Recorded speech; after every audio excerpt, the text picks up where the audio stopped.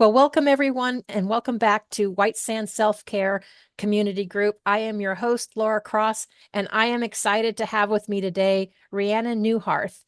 She is a certified functional nutrition counselor, board certified health coach with the American Association of Natural Wellness Coaches, and a board certified member of the American Association of Drugless Practitioners. I didn't even know we had an association of drugless practitioners, but it's nice to know that. Rhiannon, I want to thank you for taking the time to join us today. Absolutely. It's a pleasure to be here. Yeah. So tell me, how did you tell us, I would say, tell us a little bit about your journey as to why you decided to go into functional medicine. Absolutely. So it's kind of a big story, so I'll shrink it down for you. The short version is my daughter was born missing part of her immune system. So she was chronically ill about every 4 to 6 weeks for about 2 weeks at a time. We didn't really have any idea what was wrong with her. We were doing the Western med route, right? Like we were doing all the medicines, and we ended up frying her gut because she was on them so often. And so she ended up with a head to toe yeast infection. Did you say And frying her gut? yeah, we killed off Okay, all the good bacteria in there as well as the bad. I And got you. so she ended up with that head to toe yeast infection, and that was the last time I had her on medication. Um, from there, like we were already doing herbs and oils and all the things, but I was like, you know what? There's something to this. And we had both my kids tested for food sensitivities and found that that was a big problem for us as well. So changed diets. So I already was like doing these things. But after her gut ended up, fried, so to speak. I definitely shifted. And so that's really what took me down the natural journey. But it wasn't until I found out when we moved to Florida that both my kids had MTHFR that I started going headfirst into more of this direction of like more what food can do, epigenetics, nutrigenomics, how that stuff worked. And that's how I ended up, the shortened version of how I ended up here. So yeah, and I know we're so just so you know, Rhiannon's gonna be coming up on a Mindful Mondays episode where we're gonna dive in a lot deeper and get a lot more in detail. But you just spit that out really quick, and there's a lot of big words. MTHFR. What Yeah. exactly does that stand for? Methylene tetrahydrofolate reductase, and it is a enzyme and a gene, and it is a very common genetic variation that about 40 to 60% of the population has. Wow. Okay. I just had to clarify that because I know I'm like, I haven't had a chance to Google that, but I'm like, and I'm used to acronyms, but I'm like, that is a mouthful. So Yeah. I can understand the acronym. So how did mindfulness change you? So for anybody that knows anything about the body and how it works, we know that a dysregulated nervous system is not going to allow proper healing. And so, as a nutritionist, I can give you all the right foods to eat, all the supplements to take. But if your nervous system is a train wreck, none of that stuff is going to stick long term, and your body's just not naturally going to be able to heal itself.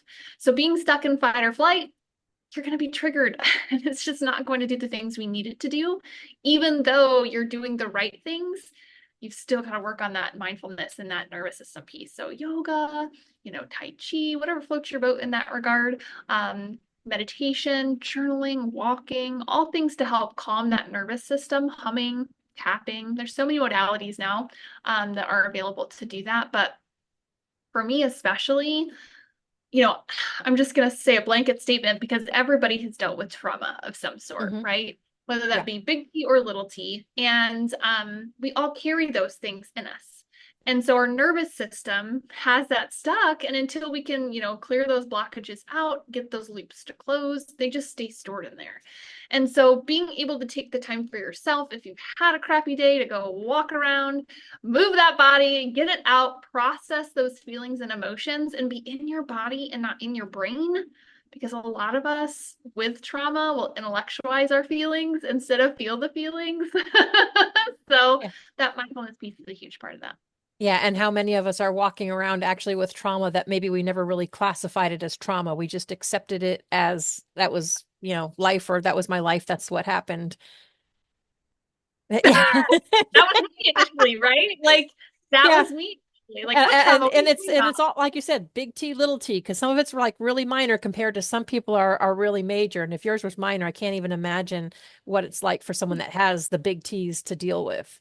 but And two people can go through the same experience, but can come out completely different, right? Like they've done that with twins. Some people will fall into one situation while the other twin rises from it. So, it definitely, it's all how we respond in our perspective for sure. yeah, there's a lot in there. That had to be very overwhelming though and exhausting to try and deal with all of that, I would think.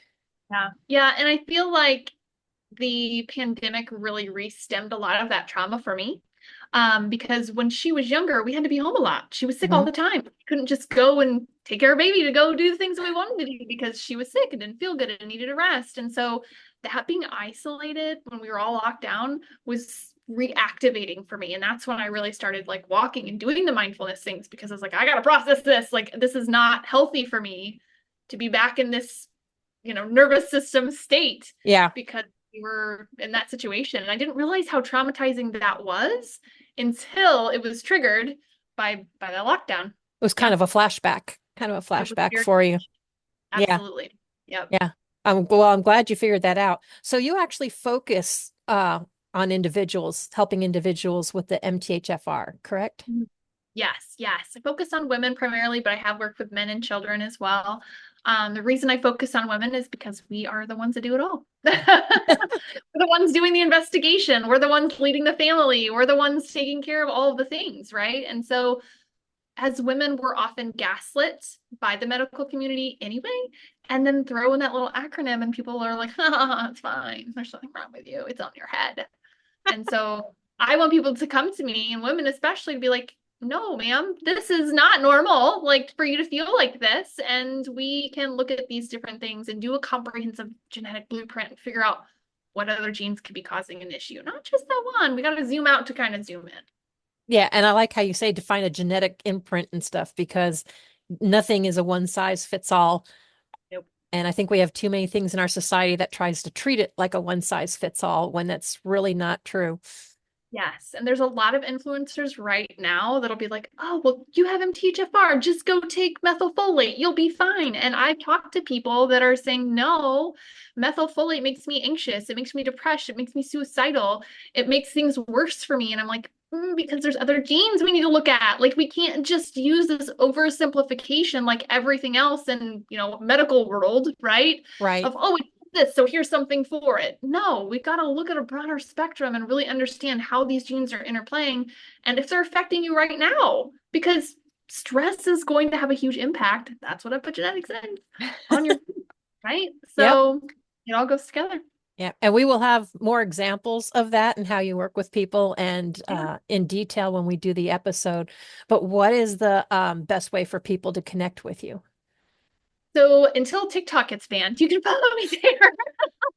So Think the I'm word's at, out on that too. I don't know if TikTok's going to expand or go down. You have who debates on that knows? too. Who knows? But at this point, whatever. So I'm at MTHFR_coach on both TikTok and on Instagram. So you can follow me on both of those. Feel free to shoot me a DM. And there's tons of information and resources available on my website as well. Yeah, and I'm sure you'll be able to answer, at least help guide some people that have questions around that Yeah. that could not have found answers for it. Yeah. And just to be clear, we're not saying that women are the only people that have this because there are some men that take on the whole role just like a woman does, or maybe they're a single parent and they have to take it all on themselves. So Yeah. it's Absolutely. definitely not aimed at just women, but No.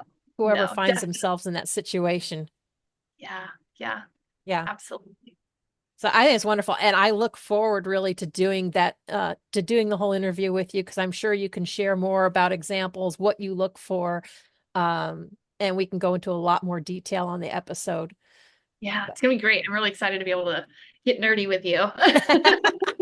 Well, and it'll definitely be an education for me, because like I said, that's already been a few mouthfuls of words that I have never even heard of. But, Yeah. unless you've had it happen to you, Yeah. you don't know. And I'm sure there's others out there that are struggling with the same things that you struggled with or similar to what you struggled with. So Yeah, thank you absolutely. very much for coming out and being a coach for it and talking about it. Thanks for having me. I love being able to be here and share the news about MTHFR, whether that be the first time you've heard it or the 100th time. It's always good to be able to educate people on their genes because, like you said, healthcare is not a one size fits all. Yep. And like I always tell people, that's what we are about: education, resources, the connection and collaboration, because you are not alone. I will guarantee there is someone out there that is going through something similar. I will not say the same because we are all different and we're going to perceive it different, but something similar to what they're going through. Yeah, So, totally. well, thank you very much for joining us. I will make sure we put all your contact information in the comments. And Perfect. like I said, anyone that wants to know more, take a look at our upcoming it'll be up in about 2 weeks, and we'll have Rhiannon's full episode in more detail up in 2 weeks on Mindful Mondays with Laura Cross on the TV show, which you can subscribe either on the YouTube channel. I would stick with the YouTube channel. We're having a little issues with Facebook right now, but YouTube channel is a good place to catch it. But Rhiannon, thank you so much for joining us today, Absolutely pleasure to be here. Thanks for having me. and we'll see you all next time.